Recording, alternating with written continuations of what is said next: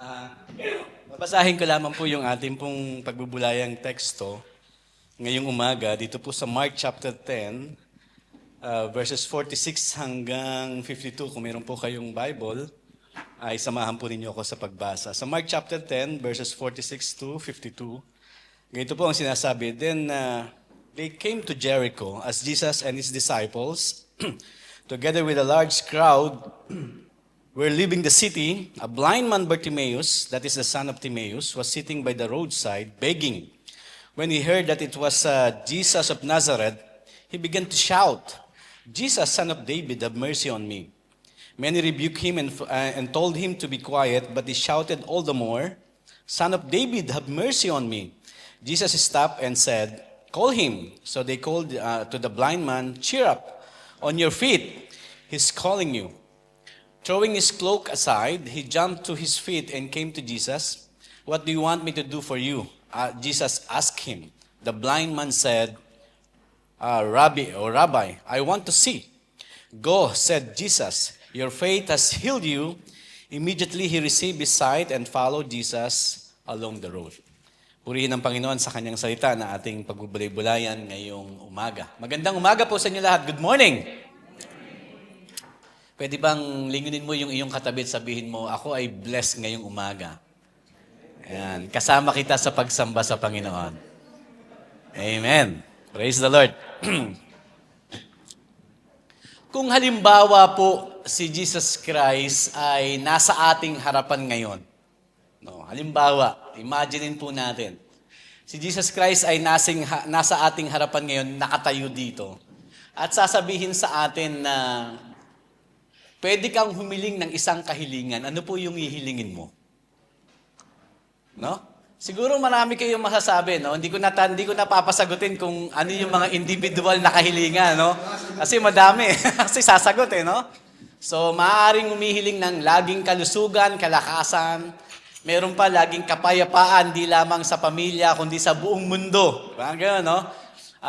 Siguro maging maayos yung kinabukasan, yung pamilya, maging maayos yung kinabukasan, gumaling sa karamdaman, siguro yun yung mga kahilingan, maging stable yung trabaho, magkaroon na ng trabaho. Siguro marami pang iba tayong pwedeng hilingin sa ating Panginoon. Kung sakaling sasabihin sa atin ni Lord na humiling ka ng isang kahilingan at ibibigay sa atin ng Panginoon, no? Siguro marami tayong pwedeng masabi. Hindi lang isa. Tama ba? Hindi lang isa, no? So, marami tayong pwedeng hilingin sa Panginoon. Ang ating pong pagbubulay-bulayan ngayon ay isang pamagat na ang pagtugon ng Diyos sa ating mga kahilingan, no? Ito pong ating pong binasa ng talata ngayon ay tungkol sa isang bulag na kung saan ay pinagaling ng ating Panginoon. Humiling siya at siya ay pinagbigyan o tinugon ng ating Panginoon. Ito pong Mark chapter 10, kung inyong babasahin the whole chapter, ay ito po yung kwento ng ating Panginoong Jesucristo ay patuloy sa kanyang ministeryo ng pagtuturo at pagpapamalas ng mga himala upang patunayan na siya yung Messiah. Dito po sa Mark chapter 10 ay itinuro niya kung paanong ang tungkol sa moral issue, tungkol sa kasalanan kapag ikaw ay nagis na ng Diyos na nangangalunya. Itinurin din niya rito yung tinatawag na mahalaga yung mga bata na lumalapit kay Jesus. Itinuro din niya dito kung paanong yung pagpapasakop sa Diyos sa pamamagitan sapagkat meron pong isang napakayaman na hindi niya kayang ipagbili yung kanyang mga ari-arian upang sumunod kay Jesus. Itinuro din sa Mark chapter 10 kung yung pong tinatawag na servant leadership o yung tinatawag na tayo po ay dapat na maging alipin ng ating Panginoon kung gusto nating mas maging dakila. No? Itinuro din dito yung tinatawag na kung saan tinuro ni Jesus yung tinatawag na kanyang paghihirap o kamatayan na darating.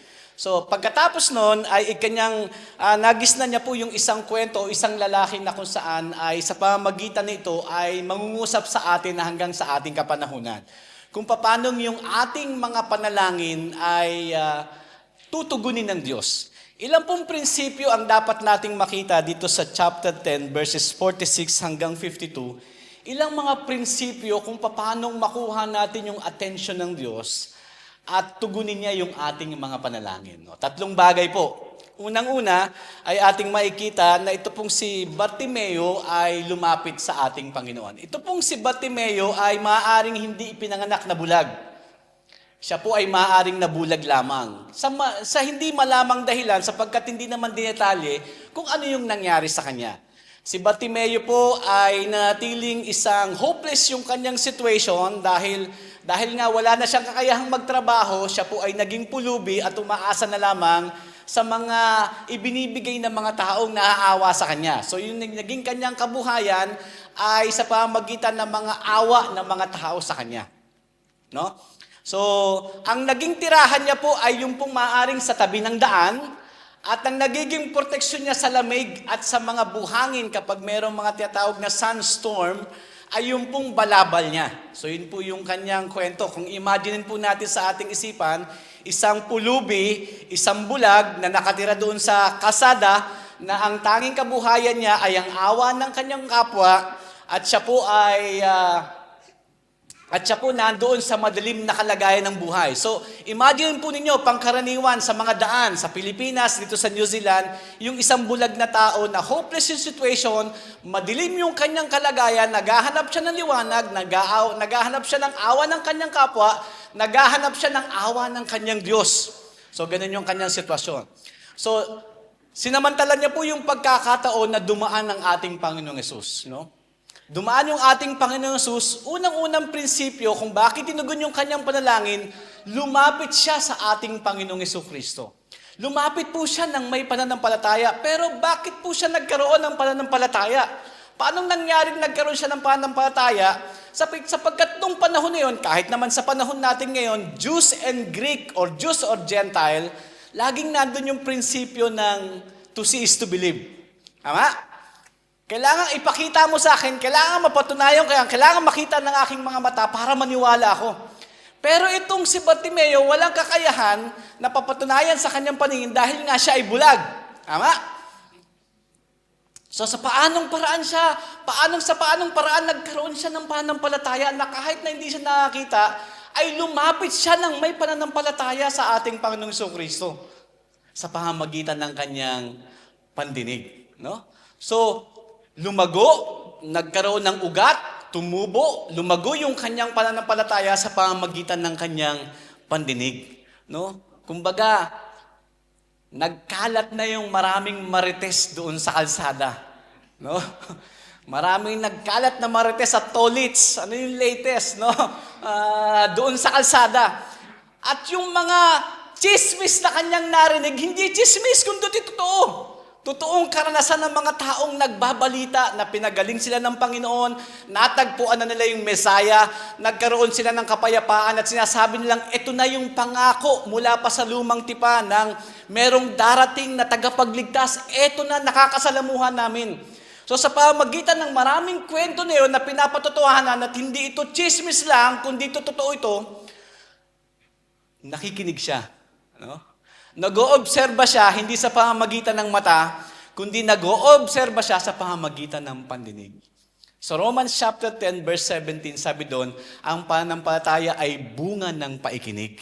At ang paikinig ay bunga ng pangangaral tungkol kay Kristo. Sinabi rin ni Jesus Christ na kung saan mas mapalad yung nanampalataya kahit hindi na nakita. Di ba? So nakapakinig lang. At isa tayo sa mapalad. Amen? Bakit? Hindi naman natin nakita si Jesus nung siya ay nagkatamang tao. Hindi, maaaring ilan sa atin hindi nakakita ng himala talaga. Noong 80s at early 90s, maraming mga evangelist na pumunta sa Pilipinas. Talagang makikita mo, lumiliit yung goiter, nawawala yung goiter talaga doon sa impromptu na paglapit ng tao. Meron talagang pilay na nakalakad. Merong bingi na nakarinig na, talagang makikita mo na para patunayan na ito'y evangelist na totoo ang Panginoong Jesucristo ay nagpamalas ng himala during that time, no?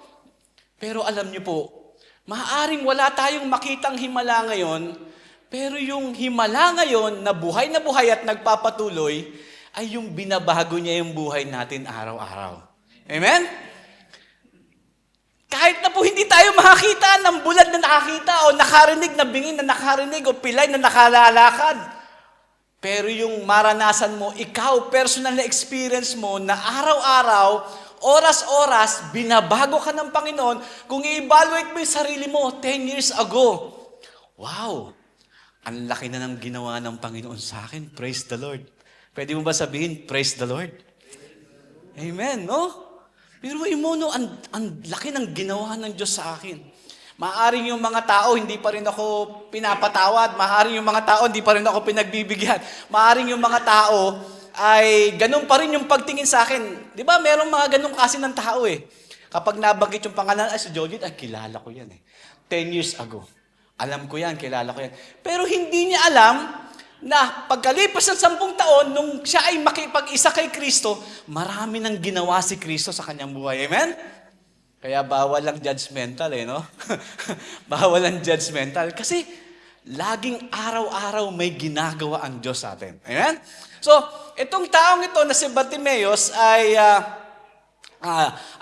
lumapit kay Jesus at siya ay tinugon ng Panginoon at siya nga po ay nakaranas ng pagpapagaling ng ating Panginoon. Lumapit siya, no? Yun yung unang prinsipyo na tinuturo sa atin.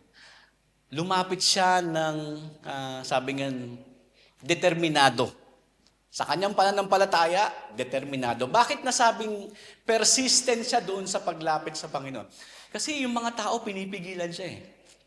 Siguro nung panahon na yun, yung mga sumusunod sa kanya at yung mga alagad, nilalagay nila sa pedestal si Jesus. Masyado silang mateknikal, masyado silang mga legalista. Siguro, huwag ka dapat nag-iskandalo. Iniskandalo mo yung Lord namin, yung pinuno namin, yung Panginoon namin, iskandalo mo. Siguro marami pang mga sinetet, mga rules, yung mga tao nun para paglapit mo kay Jesus. Posible yan, ano?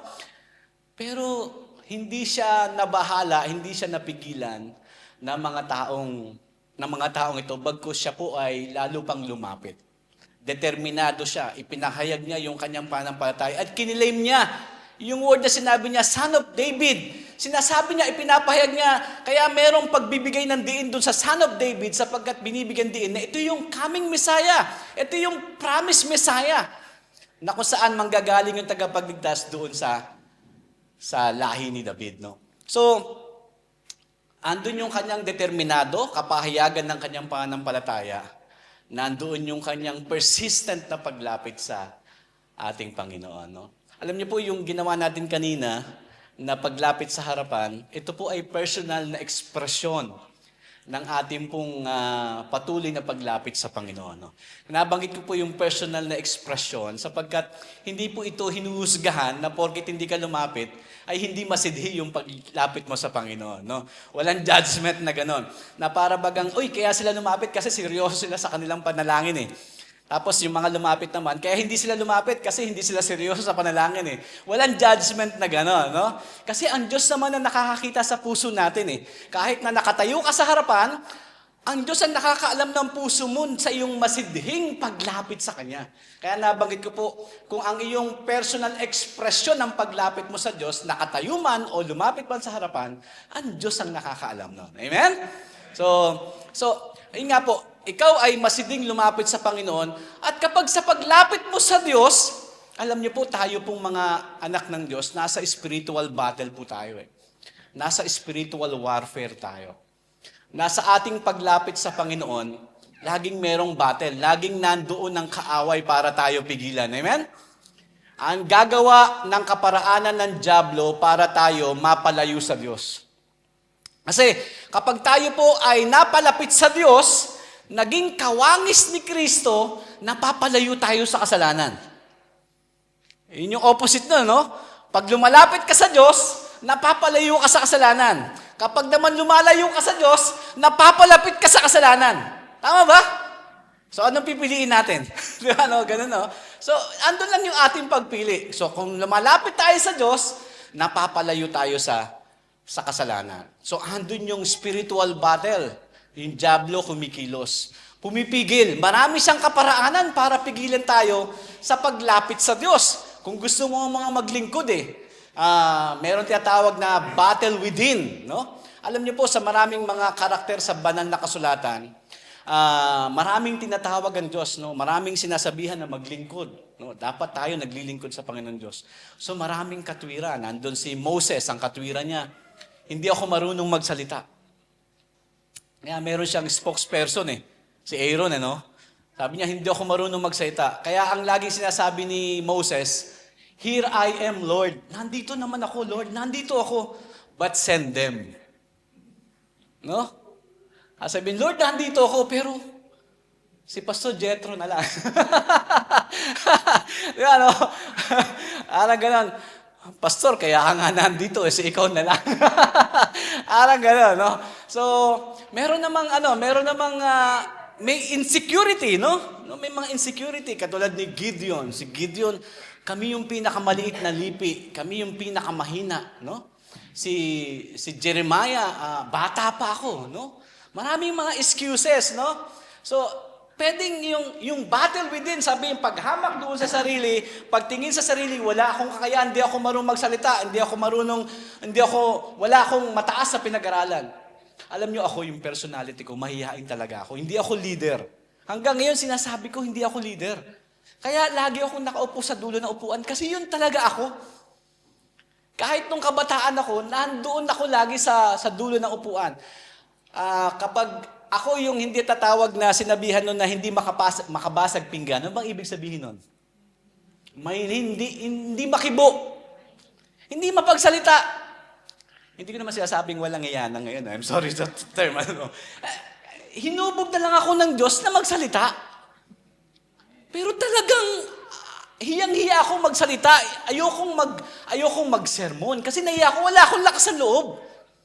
Ang Diyos lang nagbigay sa akin ng lakas ng loob. Ang Diyos lang ang humubog sa akin kung paano magsalita. Pero hanggang ngayon, lagi ko sasabi sa sarili ko, hindi ako leader. No? So, yun yung tinatawag na kapag ikaw kinukumit mo yung buhay mo, gagamitin ka ng Diyos. Kung hindi ka, ako noon, talagang yung foundation ko sa pag-aaral, kaya nung nag-college ako, hirap na hirap ako Hirap na hirap ako sa English kasi talagang yung foundation ko noon, nung elementary high school, bulak-bulak ko Bulak-bulak ko, ang target ko lang noon, maka 75 lang ako. Pag naka 75 ako, masaya na ako noon. Nagkaroon nga ako ng grade 72, hinabol ko. Para lahat pantay-pantay, 75. Di ba? Ganun lang ang buhay ko noon. Para pag gusto ko pagkatapos sa eskwela, ihagis ko yung mga gamit ko, bulakbol na uli. No? So mas gusto ko pang pumunta sa kalye kaysa sa eskwelahan. No? Kaya nung tinawag ako ng Panginoon, hindi ko na makakalain, tatawagin ako ng Panginoon Kaya nag-aaral na ako sa kolehiyo, hirap na hirap ako. Sabi ko, sana inayos ko yung aking elementary high school na pag-aaral. Hindi ko naman kasi alam na tatawagin ako ng Panginoon sa ministeryo ng paglilingkod. Pero kapag kinumit mo yung buhay mo, lumapit ka sa Kanya, gagamitin ka niya, at siya yung magkakaloob. Amen? Okay, so, laging merong battle. So, di-discourage ka ni Satan, di-discourage ka ng sitwasyon para lumapit sa Diyos. Pero sabi nga nun, itong taong ito, si Bartimeo, hindi siya natinag. No? Handun yung kanyang persistent na paglapit sa Panginoon. Pangalawa na nagiging hadlang ay yung mismong mga tao sa paligid. Take note, no? Yung mga humahadlang sa Kanya, yung mga tagasunod ni Kristo. Kung i-apply natin sa ating panahon, pwedeng maka-stumble sa iyo yung mismong tao sa paligid, yung mga tao sa loob ng simbahan. Di ba? Lagi nga po nababanggit sa atin, huwag tayong tumingin sa ating kapwa. Di ba? Pag tumingin tayo sa ating kapwa, matitisod tayo. No? Tignan nyo nga yung katabi nyo. Tignan nyo lang yung, kahit tignan natin yung sarili natin di ba? Tignan natin yung ating sarili, matitisod tayo. Kasi wala namang perpekto Doon daw sa perpektong simbahan, malungkot. Bakit? Walang tao doon At kapag ikaw napunta doon, hindi na perpektong simbahan yon. Nandun ka na Di ba? Pero itong, sabi nga sa Hebrews chapter 12, verse 1 and 2, di ba? Looking unto Jesus, the author and the finisher of our faith. No? So, hindi yung mga taong yun yung namatay sa krus. Hindi sa pamamagitan nila nabautismuhan tayo. Nagkaroon tayo ng kasigurahan ng kaligtasan kay Kristo at hindi sa mga taong nasa ating paligid. So, Hindi tayo dapat ma-stumble. Itong si Bartimeo, kahit na pinipigilan siya ng mga tao, lumapit siya sa ating Panginoon. Lumapit. Unang-unang prinsipyo. Pangalawa, sa kanyang paglapit sa Panginoon, sa pangbagay, no? Ang kanyang binitawan yung cloak, no? Binitawan niya yung tela. Yung tela na sumisimbolo ng kanyang pagkakaalipin sa kanya. Sumisimbolo ng kanyang madilim na buhay, no? Sa paglapit natin sa Panginoon, marami ding sumisimbolo ng tela, no? Isa dun yung kasalanan. Sa paglapit mo sa Panginoon, binibigay mo yung tela ng kasalanan sa ating Panginoon Diyos. Namatay si Kristo para sa kasalanan nito. Sa paglapit natin sa Panginoon, sa paglilingkod natin sa Panginoon, isinusuko natin yung buhay natin. Sinusuko natin lahat. Wala tayong tinatago. Hindi yung haharap tayo sa Panginoon, Lord, gusto kong maglingkod sa iyo, pero pwede ko bang ikip itong kasalanan na to? No? Minsan selective tayo doon sa pagsunod salita ng Diyos eh.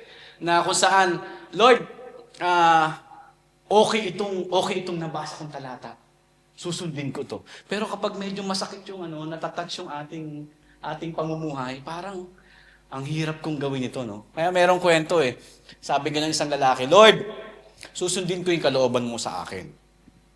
Kung ano yung mabasa ko sa Biblia ngayon, pagbuklat ko, yun ang gagawin ko. Yun ang kalooban mo. Susundin ko yun. Nabuklat niya yung nagpakamatay si Judas. Nagbigti si Judas. Sabi niya, Lord, nagbibiro ka ata. So sinarado niya, no? Sabi niya, Lord, bubuksan ko uli Pagbukas ko, yun ang gagawin ko, yun ang kalooban mo sa akin. Pagbukas niya, nakalagay, gawin mo ng madali.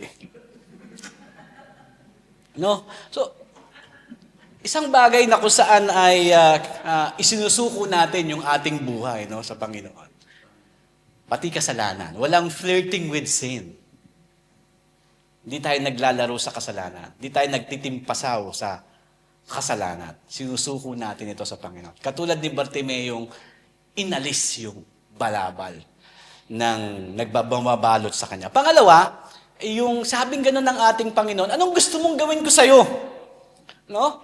Kung titignan natin, alam naman ni Jesus na bulag si Bartimeo at alam na Jesus kung ano yung kailangan ni Bartimeo. No?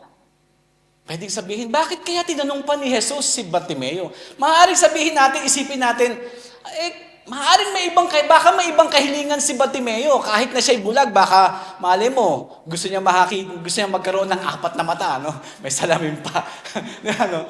O maaaring baka gusto niya magkaroon ng bugkos na kayamanan at magpapagamot na lang siya para makakita. Hindi natin alam, no? Pero tinanong siya ni Jesus, no? Pangalawang prinsipyo ay yung pag lumapit ka sa Panginoon, nagpapahayag ka ng iyong kahilingan. Nagpapahayag ka ng iyong kahilingan. Humihiling ka sa Panginoon. Alam niyo yung prayer, isa sa definition nun ay ang prayer ay pagpapakumbaba mo sa Panginoong Diyos. Pagpapakumbaba mo. Maaaring ang common basic definition ay yung communication mo sa Diyos. Napakahalaga ng communication sa isang healthy relationship. Amen?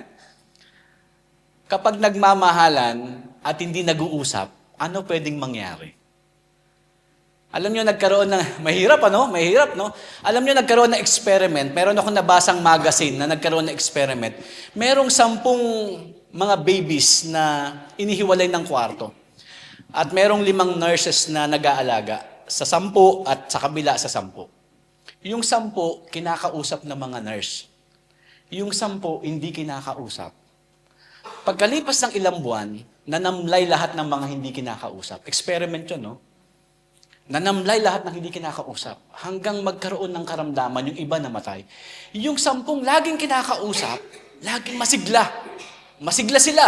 Naging malusog yung pangangatawan. At laging masayahin. Pero yung 10 babies na hindi kinakausap, matamlay, nagkakasakit, at yung ilan ay namatay. Nahirap ng experiment, Pero binibigyan din yung tinatawag na communication, yung healthy conversation, no? Isa yun sa relasyon natin sa Diyos na ipinapahayag mo. Alam naman ng Diyos yung sovereignty ng Diyos, no? Alam ng Diyos yung ating pangangailangan. Bilang niya nga yung Yung ating buhok sa akin medyo konti lang yung bibilangin kasi nauubos na yung kapatid na no. Nauubos na yung alam ng Diyos yung ating kailangan, amen? Sasabihin natin sa Panginoon, Lord, alam mo naman po yung pangangailangan namin. Tama yun, yung ganong katwiran. Pero bilang may relasyon sa Diyos, bilang nagmamahal sa Diyos, isang malusog na komunikasyon yung binibigyan ng diin. No? Humihiling ka sa Panginoon. Na ikaw nakikipag-usap sa Diyos, hindi lang sa panahon ng may pangangailangan ka. Amen? Nakikipag-usap ka sa Diyos, humihingi ka sa Diyos, hindi sa panahon na may pangangailangan ka. Lalong higit sa panahon na ikaw ay blessed. Amen? So, yung routine na pangit na pag-uugali ng mga Pilipino na sa panahon lamang, alam niyo, yun yung problema sa Israelites, no? Kaya cycle yung kanilang buhay, hindi siya constant na dire-diretso. Kasi yung Israelites, kapag maayos yung buhay, tatalikod sa Diyos, gagawa ng mga kung ano-anong pinagbabawal ng Diyos, mga hindi kaaya sa Diyos. So ang gagawin ng Diyos, tatawag ng ibang bansa para lupigin sila, parusahan. Yung mga kalalakihan, ginagawang slave, soldier. Yung mga kababaihan naman, ginagawang sex slaves. Susunugin yung kanilang templo, wawasakin yung bakod ng kanilang bansa. So ganon. Kapag naranasan yon sa panahon ng captivity, gagawin naman Israel, ihingi ng tawad, magdadabit ng sako, magbubuhos ng abo sa ulo, mananalangin, ihingi ng tawad, Lord, tulungan mo kami. Dahil nga ang Diyos may pangako mula sa kanilang mga magulang, kay Abraham, kay Jacob, kay Isaac. So, tutuparin ng Diyos yung kanyang pangako. Tutulungan na naman sila. Tapos magbubunyi sila, magdiriwang, sasabihin nila, Lord, salamat, ikaw ang tunay na Diyos. Talagang tinutulungan mo kami. Salamat po, salamat po. Pag nandun na sa maayos na kalagayan, magsisimula na naman silang gumawa ng kasalanan. Tapos gano'n na naman ulit mangyayari. Paikot-ikot. Gusto ba natin yon? Hindi, di ba? So ang nais ng Panginoon sa atin, i-bless tayo. No? Yun ang gusto ng Panginoon sa atin. Mag-mature tayo. Magkaroon ng healthy Christian living. Sa paanong paraan na una yung attitude, yung nakikipag-usap sa Panginoon, lalo na sa panahon na ikaw ay blessed, no? Hindi sa panahon na ikaw ay may pangangailangan. Pangatlong bagay, matagal na ata ako, no? Pangatlong bagay na itinuturo, nung siya ay, sabi nga noon, sa kanyang pananampalataya, lumapit siya, tumingi siya, pangatlong ipinakita, gumaling siya, no? Yun yung nakita ng Panginoon, ang pananampalataya ng taong ito ay gayon na lamang, lumapit siya, determinado siya, ipinahayag niya yung kanyang pananampalataya at tinanong siya kung anong gusto mangyari sa kanya. Gusto niyang makakita, gusto niyang magkaroon ng liwanag yung kanyang buhay. Alam niyo, maraming tao na merong mata pero nasa madilim na buhay. Amen? Maraming tao ang nakakakita pero wala sa liwanag ng buhay. No? Pero itong taong ito, si Bartimeo, madilim literal yung kanyang buhay dahil bulag siya, madilim literal ang kanyang buhay espiritual dahil nasa kasalanan siya, humingi siya ng tulong, humingi siya ng liwanag sa kanyang mata at liwanag sa kanyang espiritual na bagay. Hanggang ngayon, maraming tao ang nasa madilim na kalagayan kahit na bulag, kahit na nakakakita. Nung siya ay pinagaling ng Panginoon, pangatlong bagay, bilang paasalamat sa pagpapagaling ng Panginoon sa kanya, sumunod siya kay Jesus. Sabi sa huling talata ng verse 52, sumunod. Lumapit, humingi, at pangatlo, sumunod. Choice niya yon na sumunod sa Panginoon.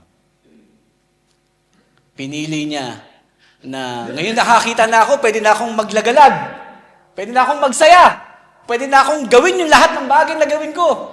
No, pwede ba sabihin, no, ngayong makakita na ako, pwede na akong gumanti sa mga tao umapi sa akin. Walang ganun eh. Di ba? May paghihiganti, no? No? Walang ganun. Bagkus ang ginawa niya, sumunod siya kay Jesus, no? Nung nakakita siya ng liwanag, physically and spiritually, nanatili siya sa liwanag. Amen? Lumaya siya sa kadiliman, hindi na siya nagpaalipin uli sa kadiliman. Pwede kasing nakakita siya physically, pero alipin pa rin siya ng kadiliman spiritually. Pero lumaya siya sa kadiliman, May liwanag sa kanyang mga mata, may liwanag sa kanyang spiritual na mata. Kaya mapalad tayo, no? Nung tayo nakipag-isa kay Kristo, pinalaya tayo sa kasalanan. Wala na sa kapangyarihan ng kasalanan, mayroong liwanag yung ating buhay.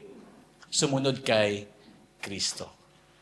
Pagkuha ng atensyon ng Diyos, katugunan sa ating mga kahilingan, lumalapit, humihingi, at sumusunod sa ating Panginoon. Tayo pong lahat ay tumayo at tayo po'y manalangin. Panginoon, kami po ay humihingi ng tawad sa amin pong mga pagkukulang sa iyo.